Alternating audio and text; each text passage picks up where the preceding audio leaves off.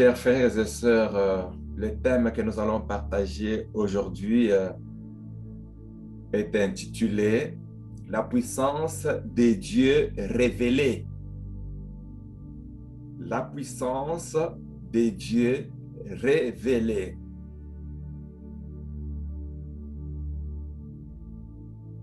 Est-ce que Dieu peut révéler sa puissance à travers ma vie?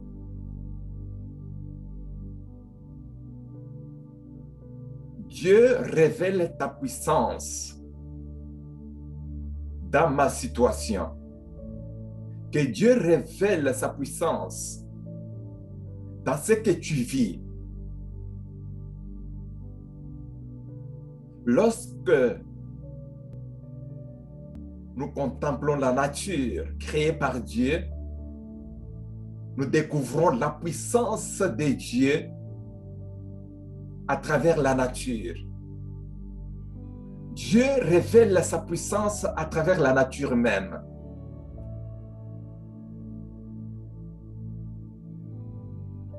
Quand et comment Dieu peut révéler sa puissance dans la vie de quelqu'un? C'est ce que nous allons voir aujourd'hui. Mais à titre d'exemple, la résurrection de Jésus. La résurrection de Jésus est la puissance de Dieu révélée. Les miracles, c'est la puissance de Dieu révélée.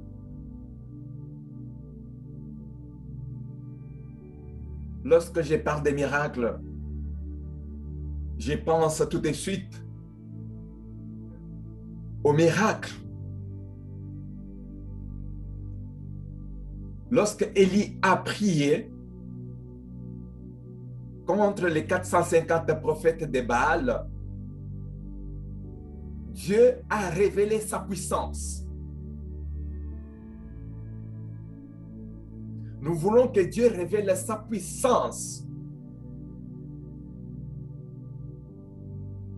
Alors, le thème de notre message, c'est la puissance de Dieu révélée. Nous allons prendre nos Bibles dans Exode, chapitre 4, versets 1 à 9, nous allons lire une histoire. Une histoire de la part de Dieu. Exode, chapitre 4, 1 à 9. Nous lisons la parole de Dieu.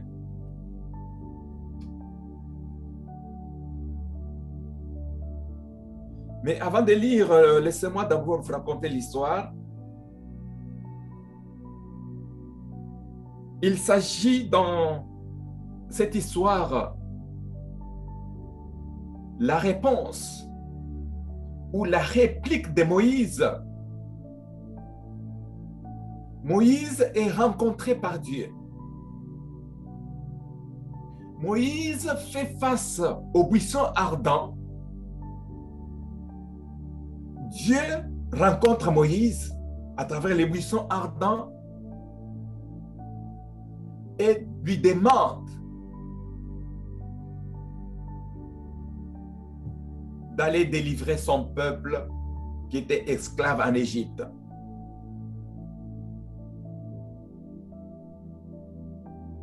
Donc, il s'agit de l'appel de Moïse. L'appel de Moïse et l'envoi de Moïse en Égypte pour aller délivrer le peuple de Dieu.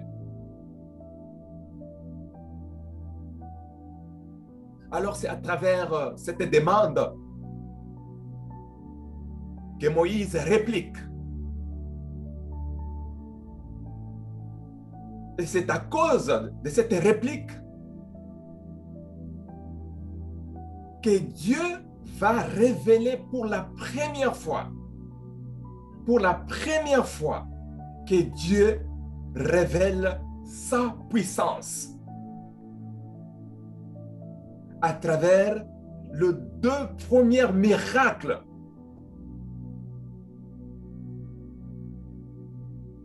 Parce que Moïse avait répliqué.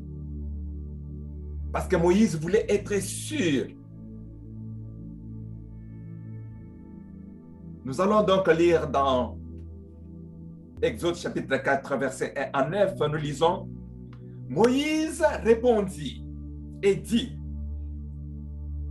Voici, ils ne me croiront point et ils n'écouteront point ma voix.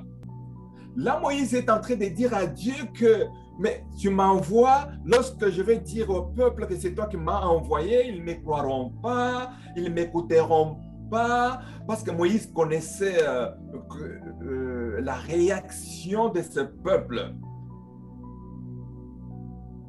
Et encore une fois, lorsque Moïse réplique que ce n'est pas qu'il doutait d'abord de Dieu, mais il doutait de lui-même, de sa capacité d'être à la hauteur de la mission que Dieu lui confiait. Alors Moïse répondit: Voici, ils ne me croiront point et ils n'écouteront point ma voix. Mais ils diront: L'Éternel n'était point apparu. L'Éternel lui dit: Qu'y a-t-il dans ta main? Moïse répondit: Une verge, un bâton. L'Éternel dit: Jette-la par terre. Il la jeta par terre et elle devint un serpent. Moïse fuyait devant lui. L'Éternel dit à Moïse: Étends ta main et saisis-le par la queue. Il étendit la main et les saisit. Et le serpent redevint une verge dans sa main. Premier miracle. Premier miracle. C'est là, dit l'Éternel, ce que tu feras afin qu'ils croient que l'Éternel, le Dieu de leur père, t'est apparu. Le Dieu d'Abraham, le Dieu d'Isaac et le Dieu de Jacob.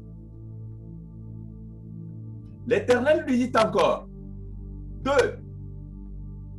Mets ta main dans ton sein, sur son cœur d'homme. Il mit sa main dans son sein, puis il la retira, et voici, sa main était couverte de lèpre blanche comme la neige. L'Éternel dit: Remets ta main dans ton sein. Il remit sa main dans son sein, puis il la retira de son sein, et voici, elle était redevenue comme sa chair. Deuxième miracle. Premier miracle. Si il ne te croit pas, dit l'Éternel, et ne t'écoute pas, et n'écoute pas la voix du premier signe, ils croiront à la voix du dernier signe. S'ils ne croient pas même à ces 2 signes et n'écoutent pas ta voix, tu prendras de l'eau du fleuve, tu la répandras sur la terre, et l'eau que tu auras prise du fleuve deviendra du sang sur la terre. Ça, c'est la 3e proposition comme miracle. Chers frères et sœurs, on parle ici de la verge, de la main de Moïse qui a subi une transformation. Mais parlons d'abord de la verge. Vous savez, selon l'histoire, le peuple nomade, pour se promener sur la route, partout, il se promenait toujours avec un bâton à la main pour pouvoir se protéger contre les serpents,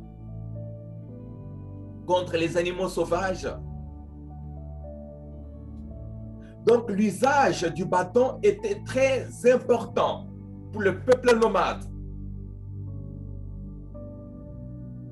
Et la plus grande raison était pour se défendre. Le bâton était aussi utilisé par le berger pour conduire les brebis d'une façon générale. Les brebis, les chèvres, le bétail. Donc, le peuple nomade avait l'habitude, dans leur tradition, d'utiliser le bâton, d'avoir les bâtons à la main dans leur déplacement. Mais nous parlons dans ces passages de la verge de Moïse. Je vais vous raconter l'histoire de l'origine de cette verge que Moïse tenait dans ses mains. Chers frères et sœurs, le bâton, l'histoire du bâton fait partie des 10 objets qui furent créés avant la création. Avant la création, il y avait 10 objets. Pour ne citer qu'un objet aujourd'hui, la verge. Nous allons mettre les points sur les i sur la verge. Donc, parmi les 10 objets, il y avait la verge que Moïse tenait dans ses mains. Mais comment Moïse est entré en possession de cette verge? Voici la chronologie. À l'origine, dans le jardin d'Éden, les bâtons furent transmis aux premiers hommes, Adam et Ève, dans les jardins. Adam le transmettra aussi à Enoch. Enoch le transmettra aussi à Noé. Noé le transmettra à son fils aîné Sem. Sem le transmettra à Abraham. Abraham transmettra le bâton à Isaac. Isaac transmettra le bâton à Jacob.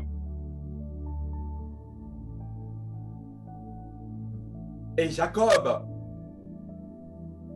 descendra en Égypte avec les bâtons lorsque la famine avait frappé le monde entier et que l'Égypte avait encore de la provision. Jacob était descendu en Égypte avec toute sa famille en emportant avec lui le bâton qui lui avait été transmis. Et Jacob, en Égypte, transmettra le bâton à Joseph. Joseph, son fils. Vous vous rappelez de l'histoire du peuple d'Israël en Égypte? Mais lorsque Joseph mourut, toute sa maison fut pillée et ses biens furent mis dans le palais des pharaons. C'est comme ça que le bâton s'est retrouvé dans le mains des pharaons. Le bâton qui appartenait à la hiérarchie de ce peuple se retrouve chez Pharaon. Chers frères et sœurs, un homme du nom de Jéthro, qui deviendra le beau-père de Moïse. Alors en Égypte, un homme du nom de Jéthro était au service de Pharaon, était parmi les magiciens de Pharaon en Égypte.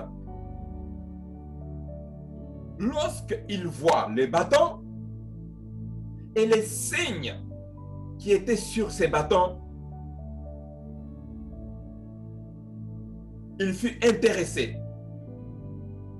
C'est comme ça qu'il prendra possession de ces bâtons.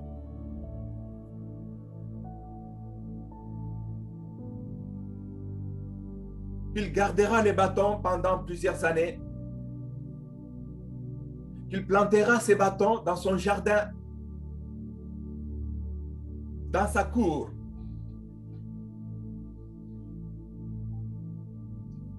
Alors lorsque Moïse arrive chez Jéthro, son beau-père, lorsqu'il entre dans cette famille,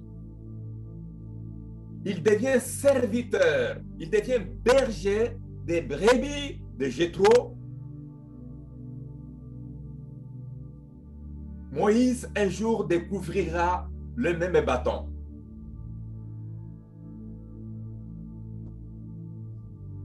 Il voit, il fait la lecture et s'exclama que cela était une chose extraordinaire. C'est comme ça que Moïse prendra le bâton auprès de son beau-père Jéthro et commence à l'utiliser.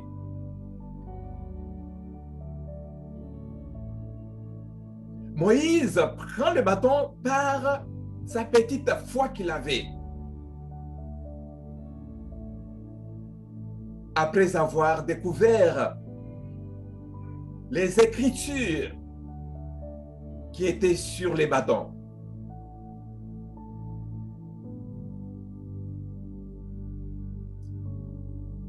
Voilà comment l'histoire du bâton a commencé. Mais aujourd'hui, nous lisons la parole de Dieu qui dit, l'Éternel dit à Moïse, qu'y a-t-il dans ta main? Moïse répond, une verge.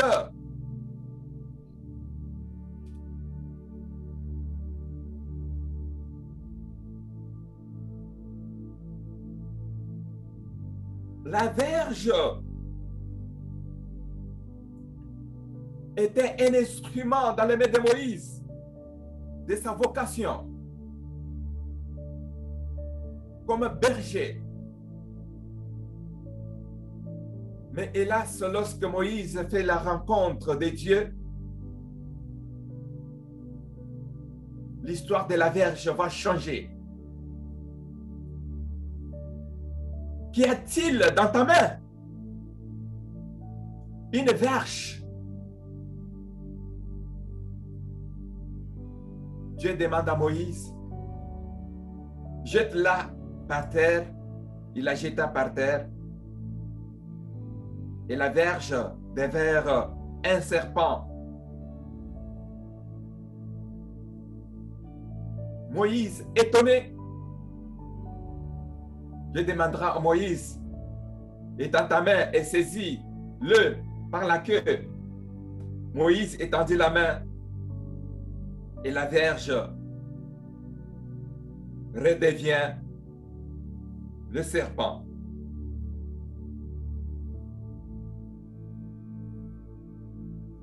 La verge est le symbole de l'autorité divine. Le symbole de l'autorité divine qui va opérer des miracles, des grands miracles. La verge est le symbole de l'autorité et la puissance de Dieu.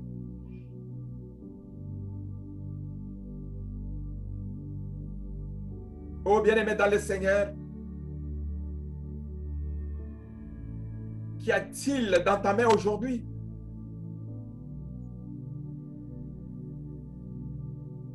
Dieu veut faire quelque chose avec ce que tu as.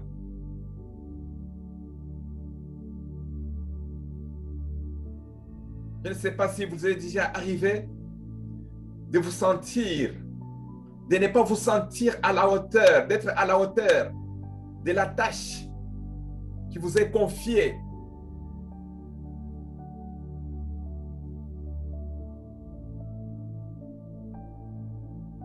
Qu'y a-t-il dans votre main aujourd'hui?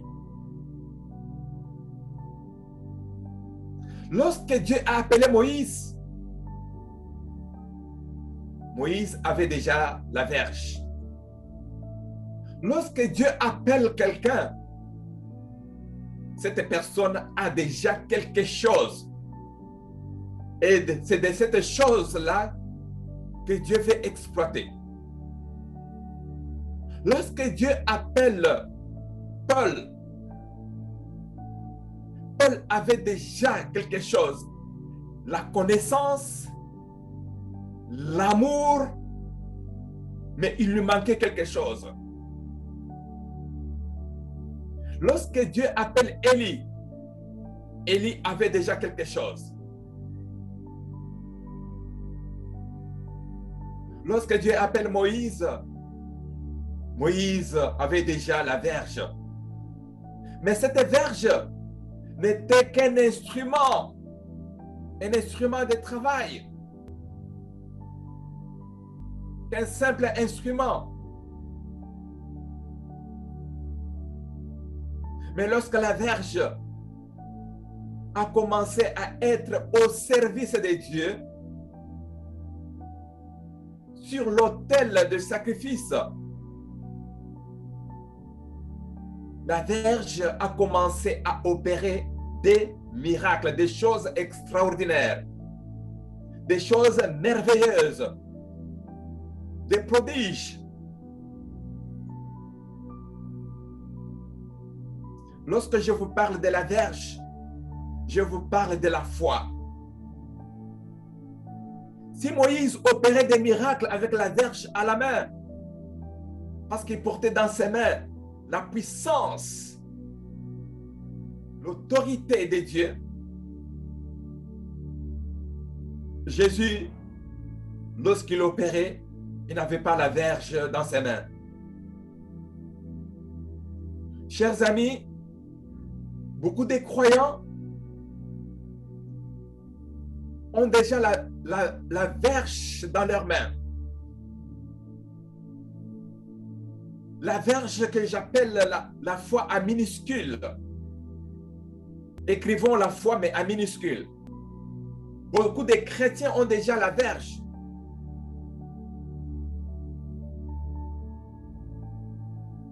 Et cela n'est juste une foi naturelle. Une foi naturelle que tout le monde a.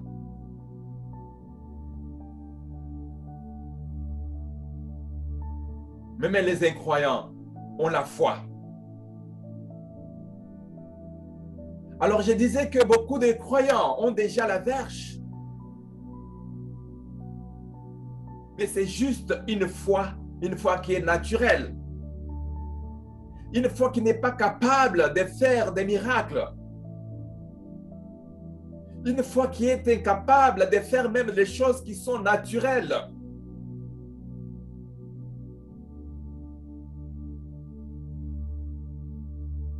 Mais lorsque cette même verge, cette même foi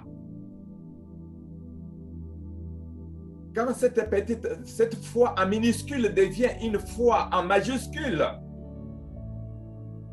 c'est-à-dire une foi mise en action, sur l'autel du sacrifice, des choses extraordinaires et merveilleuses, des prodiges commencent à se produire.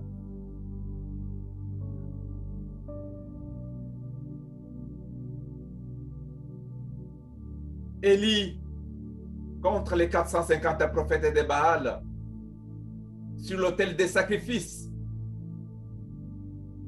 Il a démontré sa foi. Il a démontré qu'il détenait dans ses mains la verge, la puissance de Dieu. C'est ainsi qu'il s'est produit sur l'autel des sacrifices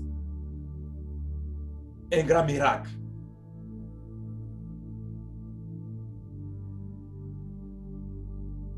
Chers frères et sœurs, dans le verset 10, nous lisons 6, il dit, l'Éternel lui dit encore, mets ta main dans ton sein. Et Moïse mit sa main dans son sein, puis il la retira, et voici sa main était couverte de lèpre blanche comme la neige. La lèpre est un signe de la transformation, la purification de la main qui allait tenir la puissance de Dieu, de la main qui allait se servir de la verge qui symbolisait la puissance et l'autorité de Dieu.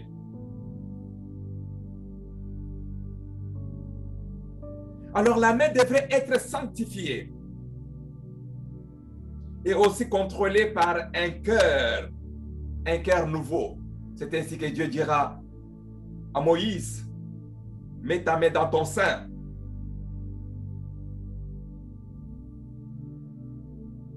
Retire ta main. Et il y a eu une transformation de la main de Moïse qui avait la lèpre. Et pour la deuxième fois, la lèpre avait disparu. Le bâton de Moïse, à l'origine, qui était considéré comme un instrument ordinaire de son travail, était devenu la verge de Dieu.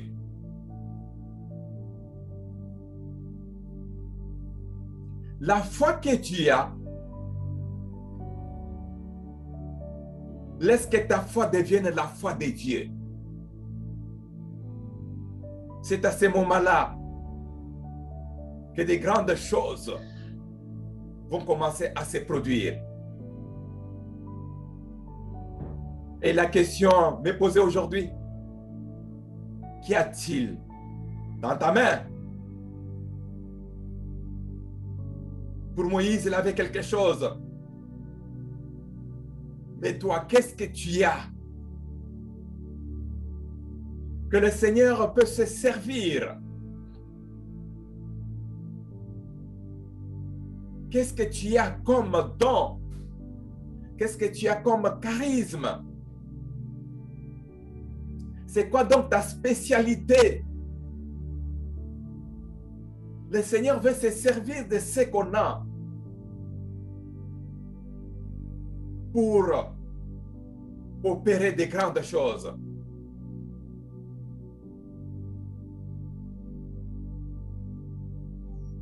Le Dieu de l'univers bien-aimé veut prendre ce que nous avons pour en faire un outil à l'accomplissement de sa tâche. Il veut prendre de ce que tu as. Parce que toi-même, tu connais, tu es capable. Il prend que ce que tu as, dont toi-même, tu seras capable. Dieu ne cherche pas les midi à 14 heures. Non. Il est réaliste. Il respecte l'homme. Alors, il veut prendre ce que tu as pour l'accomplissement de ses tâches à lui.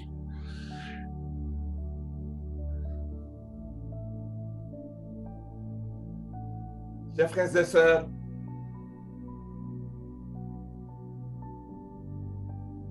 le nom de Moïse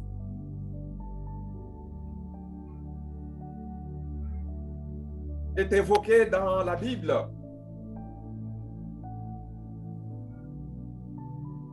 comme un nom parmi les géants. Moïse est compté parmi les géants pour le travail qu'il a accompli.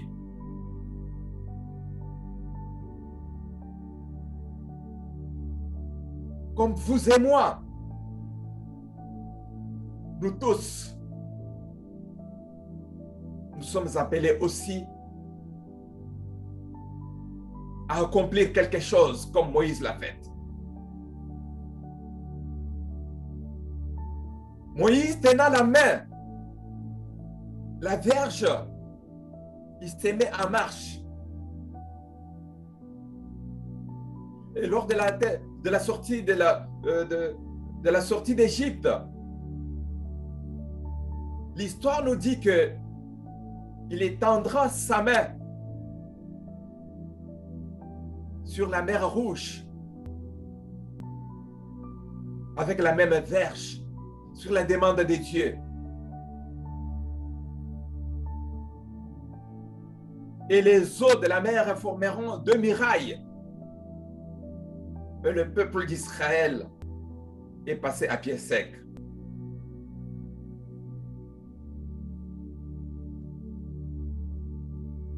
Donc, à la sortie d'Égypte, Moïse accomplissait des signes sur l'ordre de Dieu avec la verge qu'il avait reçue. Mais avant que cette verge subisse la transformation, la verge n'était qu'un instrument dans les mains de Moïse, un instrument de travail.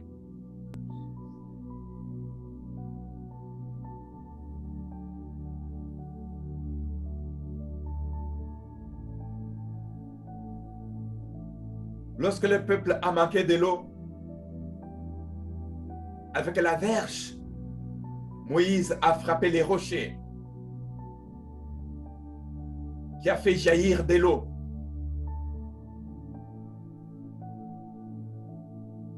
En vous parlant de la verge, je pense à Jésus. Jésus, le nouveau Moïse. Le nouveau Moïse qui fait des signes, des prodiges sans employer le bâton.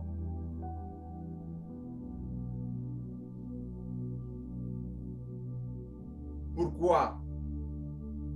Parce que la puissance, l'Esprit de Dieu qui reposait sur lui et la puissance de Dieu qui agissait en lui.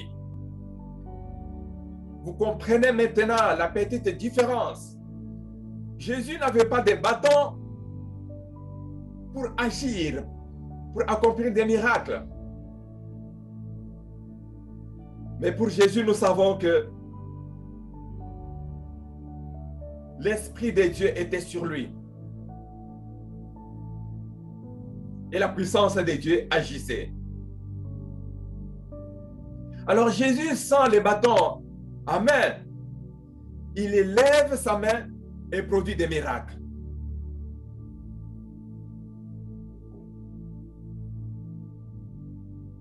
Chers frères et sœurs,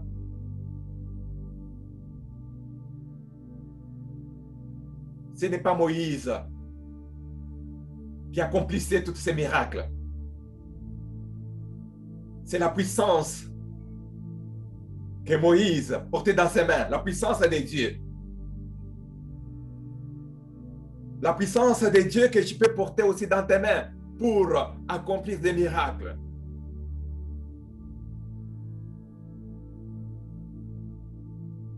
Moïse, lorsque la verge se transforme en un serpent, c'est par la foi. C'est cette même foi-là, par la foi, qu'il tient le serpent par la queue et le serpent se transforme en une verge. C'est cette foi-là que Dieu nous demande. Jésus, sans bâton à main, il lève sa main et produit des miracles. Il lève sa main, il ressuscite les arbres. Jésus, sans le bâton à main, il lève la main et il calme la tempête. Jésus, sans bâton à main, il lève la main et guérit la belle-mère de Pierre. Jésus, sans bâton à main, il lève la main et ordonne à Pierre de faire une pêche miraculeuse. Et tout simplement, parce que l'Esprit de Dieu était sur lui. Comme il disait, l'Esprit du Seigneur est sur moi, il m'a oint et envoyé pour proclamer, pour guérir, pour délivrer, pour renvoyer libre les captifs.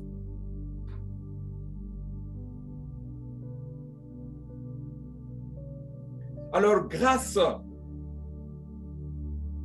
à la Vierge, Moïse pouvait réaliser des prodiges, mais sur l'ordre de Dieu.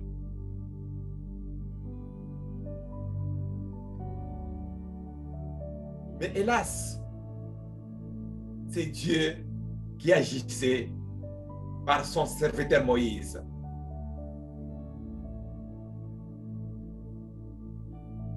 Dieu fait intervenir sa puissance en Égypte. Comme il est dit dans Exode chapitre 7, verset 5, les Égyptiens connaîtront que je suis Yahvé lorsque je porterai le coup de ma puissance sur l'Égypte et que je ferai sortir les enfants d'Israël libérés du milieu d'eux.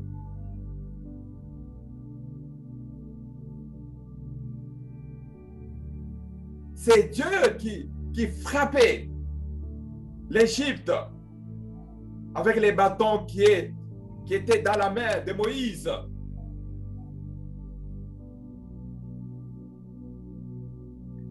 Oh bien-aimés dans le Seigneur,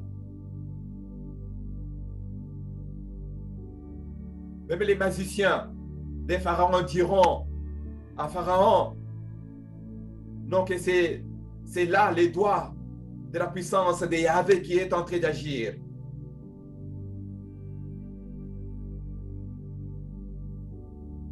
Moïse recevait les ordres de la part de Dieu au ciel.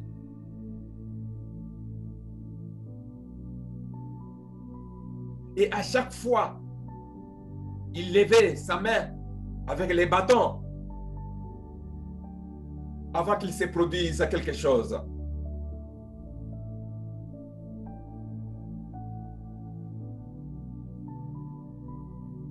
Chers frères et sœurs, ce n'est pas tellement le bâton de Moïse qui est important, mais c'est plutôt le Seigneur, Dieu d'Abraham, Dieu d'Isaac, Dieu de Jacob. qui agit par l'intermédiaire de Moïse et de son bâton.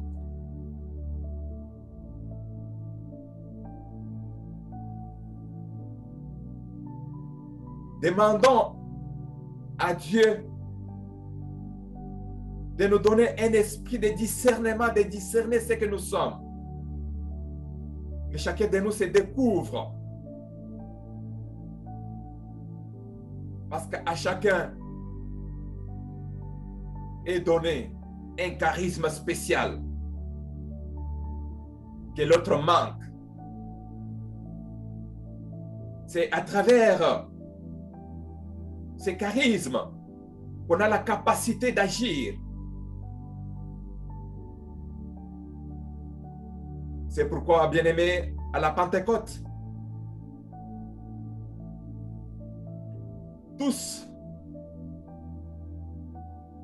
ne devraient pas prêcher. Ils devraient se partager les tâches selon la capacité de chacun. Et il est dit, et à chacun,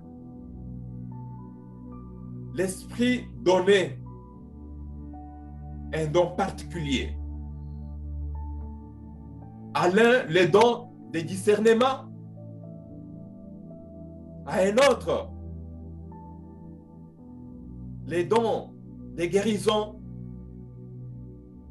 À un autre, les dons de prêcher avec autorité. À un autre, les dons de conseil. Et chacun avait quelque chose, devenait porteur de quelque chose, d'une verge. Chacun devenait porteur d'une verge. Et à la question de savoir, qu'y a-t-il dans tes mains?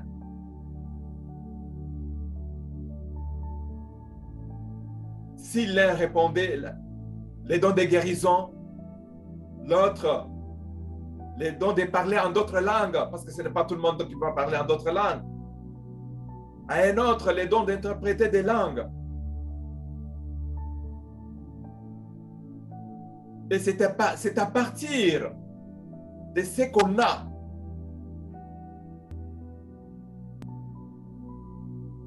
que Dieu accomplit ses tâches.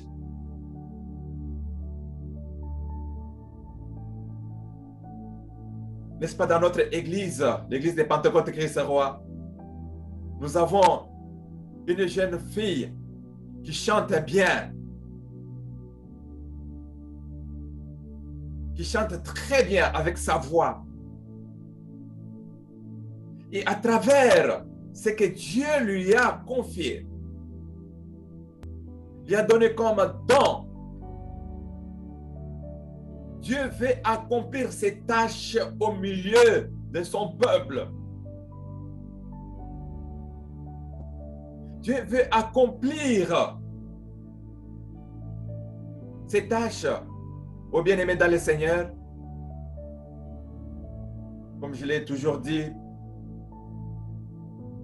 pour que l'Église existe, il a fallu que chacun se découvre. Et tous et toutes devraient mettre au service de l'Église son don, son charisme.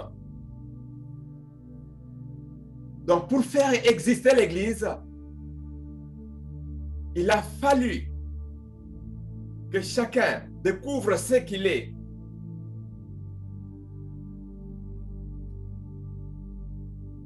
Chers frères et sœurs, je suis en train de dire ceci. La puissance de Dieu est révélée à travers le charisme de chacun et chacune. La puissance de Dieu est révélée à travers les dons de chanter que tu as. La puissance de Dieu est révélée à travers les dons de prêcher que tu as. La puissance de Dieu est révélée à travers les dons d'intercession que tu as. La puissance de Dieu est révélée à travers les dons qui nous donnent la capacité d'être à la hauteur. D'être à la hauteur de la mission. Chers frères et sœurs, avant de clôturer,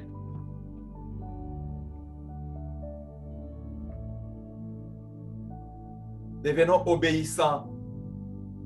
Si Moïse n'avait pas obéi, Dieu dit, jette par terre la verge, ramasse la verge. Moïse pouvait refuser, mais c'est par la foi. Nous avons tous la foi. Tous les croyants ont la foi. Mais jusque-là, la foi est presque inopérante. La foi devient opérante lorsqu'on la met à la disposition de Dieu. Ou lorsqu'on les met totalement à la disposition de Dieu. Comme Moïse s'est mis à la disposition de Dieu en obéissant. Et sa foi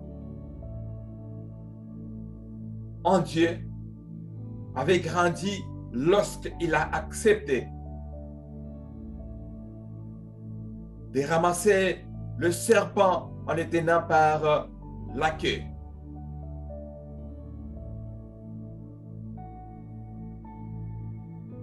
Encore une fois, la question est de savoir qu'est-ce que tu as pour que tu les mettes, que tu les présentes sur l'autel des sacrifices. Présente-le sur l'autel des sacrifices. Rebâtis l'autel des sacrifices comme Élie avait fait. Mais présente ce que tu as à présenter.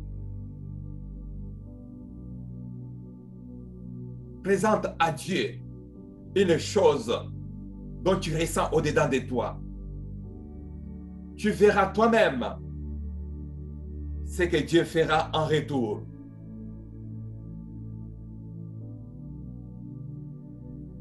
Notre Dieu est bon. Notre Dieu est fidèle.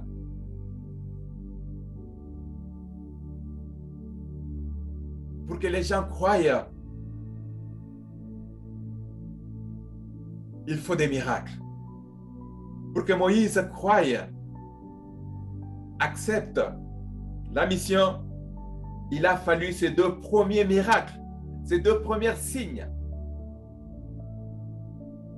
Le premier signe de la Vierge et le deuxième signe de la main.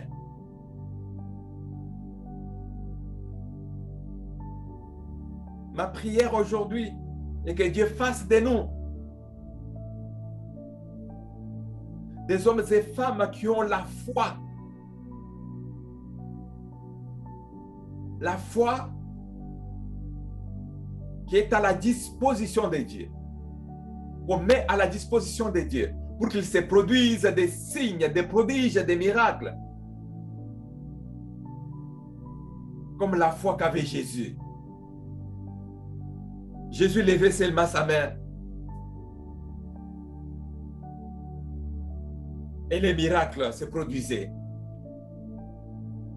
Il faut que dans notre monde d'aujourd'hui, que les miracles se produisent. Mettons notre foi au service de Dieu pour que Dieu nous utilise. Au nom de Jésus. Amen.